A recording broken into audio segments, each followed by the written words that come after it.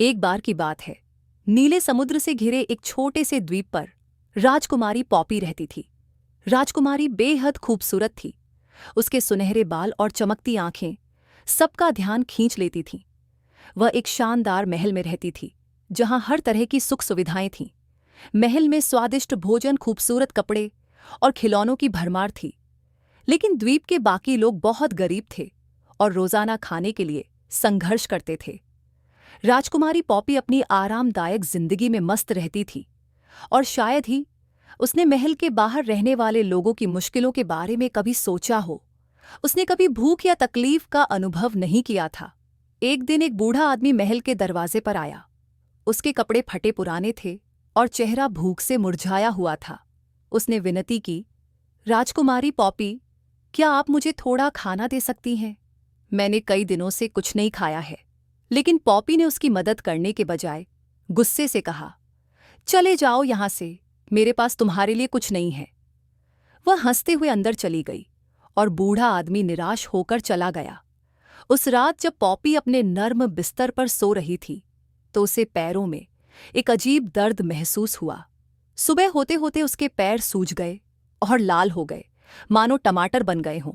वह परेशान थी, लेकिन उसने इसे नजरअंदाज कर दिया। अगले दिन वही बूढ़ा आदमी फिर से महल के दरवाजे पर आया। इस बार वह और भी कमजोर लग रहा था। उसने धीरे से कहा, राजकुमारी, कृपया मुझे थोड़ा सा खाना दे दीजिए। पॉपी गुस्से में बोली, तुम फिर से आ गए, यहां से चले जाओ। और उसने उसे डांट कर भगा दिया। उस रात पॉपी के पैरों की हालत और खराब हो गई। दर्द इतना बढ़ गया कि वह डर गई। तीसरे दिन एक दयालु जादूगरनी महल में आई। उसने राजकुमारी से कहा, मैंने सुना है कि तुम्हारे पैरों में कोई समस्या है, मैं मदद करने आई हूं। पॉपी ने तुरंत उसे अंदर बुलाया और अपने सूजे हुए पैर दिखाए। कृपया, क्या आप मुझे ठीक कर सकती हैं? उसने डरते हुए पूछा। जादूगरनी मुस्कुराई और बोली, तुम्हारे पैरों की ये हालत सिर्फ एक बीमारी नहीं है, ये तुम्हारे स्वार्थ और बेरुखी का नतीजा है। तुमने उस बूढ़े आदमी की मदद नहीं की, जबकि तुम्हारे पास बहुत कुछ था। यही वजह है कि यह सब हुआ। राजकुमारी पॉपी शर्म से लाल हो गई। उसने अपने बुरे व्यवहार के बारे में सोचा और महसूस किया कि जादूगरनी सही कह रही थी। मुझे अपनी गलती सुधारने के लिए क्या करना होगा? उसने पूछा। जादूगरनी ने कहा, अपने तरीके बदलो। जो कुछ तुम्हारे पास है उसे दूसरों के साथ बांटो। जरूरतमंदों की मदद करो।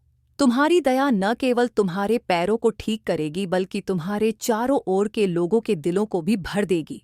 उस दिन से पॉपी ने बेहतर इंसान बनने की ठान ली।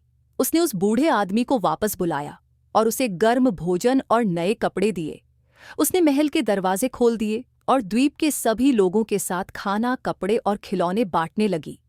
धीरे धीरे द्वीप की हालत बदलने लगी। पॉपी की मदद से लोग खेती, मछली पकड़ने और व्यापार करने लगे। अब किसी को भूखा नहीं रहना पड़ा और वह गरीब द्वीप समृद्ध और खुशहाल बन गया। जहां तक राजकुमारी पॉपी की बात है, उसके पैर धीरे धीरे ठीक हो गए। अब वह अपने दयालु स्वभाव और उदारता के लिए सबकी चहेती बन गई। उसने सीखा कि असली खुशी दूसरों के साथ साझा करने और उनकी मदद करने में है। नीति कथा, सच्ची खुशी दया और दूसरों के साथ बांटने से मिलती है।